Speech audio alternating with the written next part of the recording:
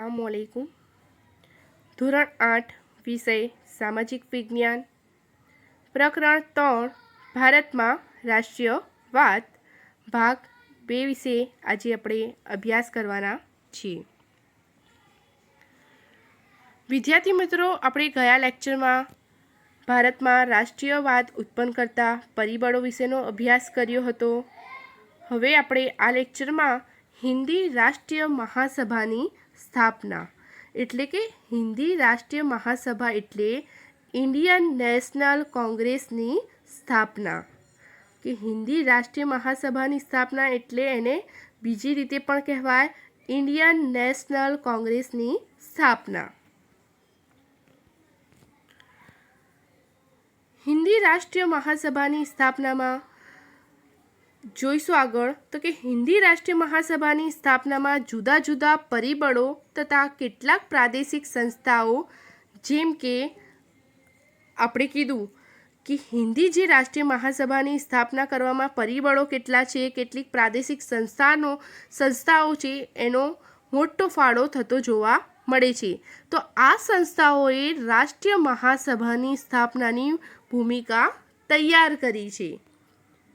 તો એમાં છે બંગાળ બ્રિટિશ ઇન્ડિયન સોસાયટી, તે કે કોલકાતા ખાતે છે, મદ્રાસ નેટિવ સભા ચેન્નાઈ એટલે કે પહેલેનું મદ્રાસ,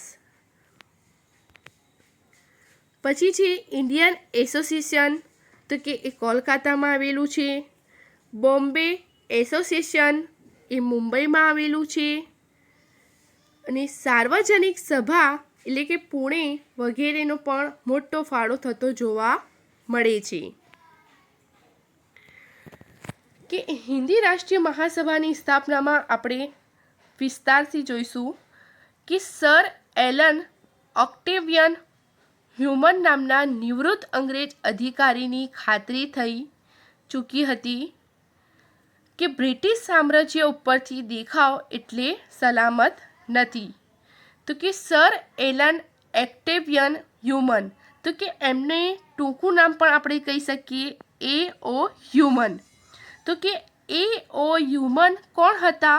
તો કે અંગ્રેજ અધિકારી હતા। એ અંગ્રેજ અધિકારી કેવા હતા? નિવૃત્ત હતા। તો કે આ AO હ્યુમન નામના જે નિવૃત્ત અંગ્રેજ અધિકારી હતા કે એમની ખાતરી થઈ ચૂકી હતી કે બ્રિટિશ સામ્રાજ્ય ઉપરનો જે દેખાવ છે એટલો સલામત નથી।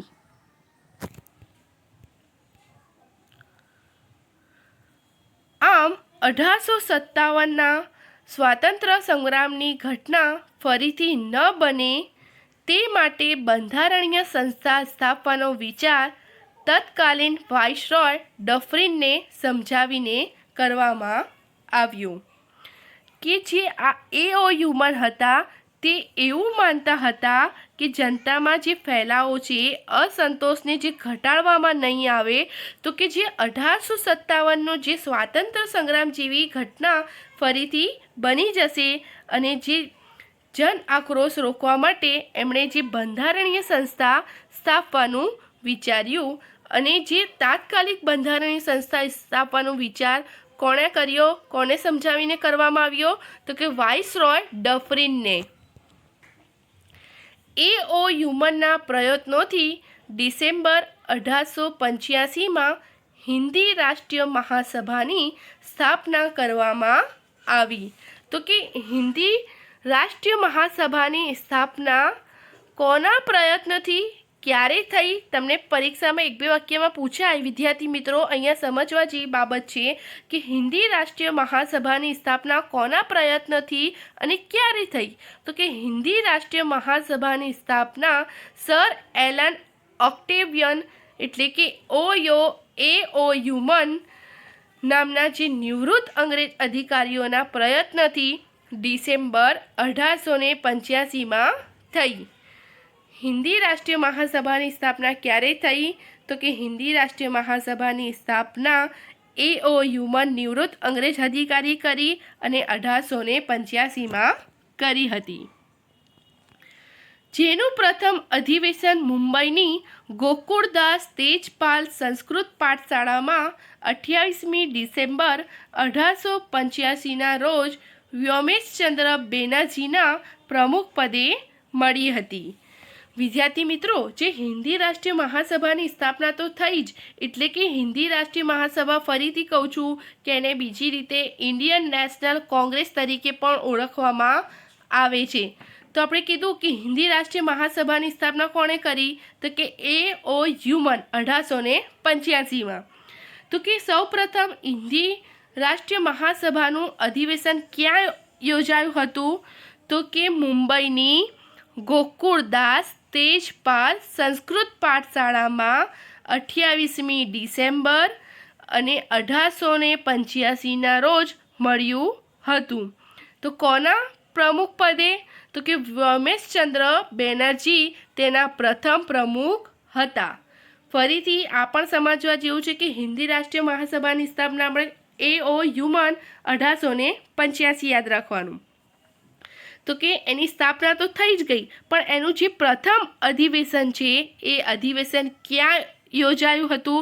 તો કે મુંબઈની ગોકુળદાસ તેજપાલ સંસ્કૃત પાઠશાળામાં યોજાયું હતું. તો કે ક્યારે? 28મી ડિસેમ્બર 1885ના રોજ. તો કે કોના પ્રમુખ, એના પ્રમુખ કોણ બન્યા? તો કે વ્યોમેશચંદ્ર બેનર્જી તેના પ્રમુખ પદે હતા. આમ ભારતના જુદા જુદા પ્રદેશોમાંથી 72 પ્રતિનિધિઓ હાજરી આપી, જેમાં દાદાભાઈ નવરોજ, ગોપાલકૃષ્ણ ગોખલે, ફિરોઝશાહ મહેતા, બદરુદ્દીન તૈયબજી, K.T. તેલંગ, દિનશાહ વાદશાહ વગેરે મુખ્ય આગેવાનો હતા. તો કે વિદ્યાર્થી મિત્રો, તેનું પ્રથમ અધિવેશન તો યોજાઈ ગયું, પણ તેમાં પણ ભારતના જે જુદા જુદા પ્રદેશોમાંથી કેટલા પ્રતિનિધિઓ હાજરી આપી હતી? તો કે 72 પ્રતિનિધિઓએ હાજરી આપી હતી. તો એમાં મુખ્ય દેશની અનેક સમસ્યાઓની ચર્ચા વિચારણા કરવા માટે બીજા પણ આગેવાનો ભેગા થયા. તો એ આગેવાનોમાં કોણ કોણ હતા? તો કે આપણે કહીશું કે દાદાભાઈ નવરોજ, ગોપાલકૃષ્ણ ગોખલે, ફિરોઝશાહ મહેતા, બદરુદ્દીન તૈયબજી, K.T. તેલંગ, દિનશાહ વાદશાહ વગેરે મુખ્ય આગેવાનો આ અધિવેશનમાં ઉપસ્થિત હતા. પછી આપણે બીજું જોઈશું કે બીજું અધિવેશન 1886માં દાદાભાઈ નવરોજના પ્રમુખ પદે મળ્યું, જેની સભ્ય સંખ્યા 432 હતી. તેમાં ત્રીજું અધિવેશન 1885માં મળ્યું, તેની સભ્ય સંખ્યા 607 હતી. જુઓ, પ્રથમ અધિવેશન તો મુંબઈમાં આપણે ખબર પડી ગઈ. હવે અહીંયા બીજા અધિવેશનની વાત કરી છે. તો બીજા અધિવેશન ક્યાં મળ્યું હતું? તો કે કોલકાતામાં. હું તમને ઉપરની સમજ આપું છું. કોલકાતા ખાતે. તો કે એના પ્રમુખ કોણ હતા? દાદાભાઈ નવરોજ. તો કે એની સભ્ય સંખ્યા કેટલી હતી બીજા અધિવેશનની? 432. તો કયા વર્ષે યોજાયું હતું? 1886માં. એક સરસ બીજી વાત છે કે બીજું અધિવેશન, હું ફરીથી કહું છું કે બીજું અધિવેશન ક્યાં યોજાયું? કે કોલકાતા ખાતે. એનું સ્થળ ક્યાં હતું? કોલકાતા. એના પ્રમુખ કોણ હતા? દાદાભાઈ નવરોજ. કયા વર્ષમાં યોજાયું? તો 1886માં. એની સભ્ય સંખ્યા કેટલી હતી? 432. પછી ત્રીજું અધિવેશન ક્યાં યોજાયું? તે મદ્રાસ એટલે કે ચેન્નાઈ ખાતે અત્યારનું. એના પ્રમુખ પદે કોણ હતા? બદરુદ્દીન તૈયબજી. ક્યારે યોજાયું? કયા વર્ષમાં? તો 1887માં. એની સભ્ય સંખ્યા કેટલી હતી? 607. તમારે યાદ રાખવાનું બીજા અધિવેશન તો કે ક્યારે યોજાયું? 1886માં. એની સભ્ય સંખ્યા કેટલી હતી? 432.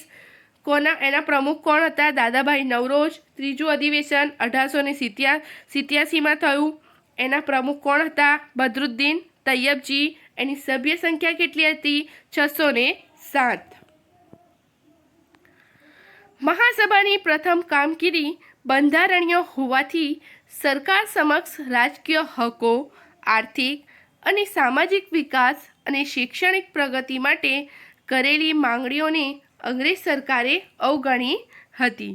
તો કે ભારતની જે મહાસભાની પ્રથમ તબક્કાની જે કામગીરી છે એ કામગીરી બંધારણીય હતી. તો મહાસભાએ સરકાર સમક્ષ રાખી જે રાજકીય હકો હતા, આર્થિક હકો હતા, સામાજિક વિકાસ હતો, શૈક્ષણિક પ્રગતિ માટે જે કરેલી માંગણીઓ હતી એ અંગ્રેજ સરકારે એને અવગણી હતી.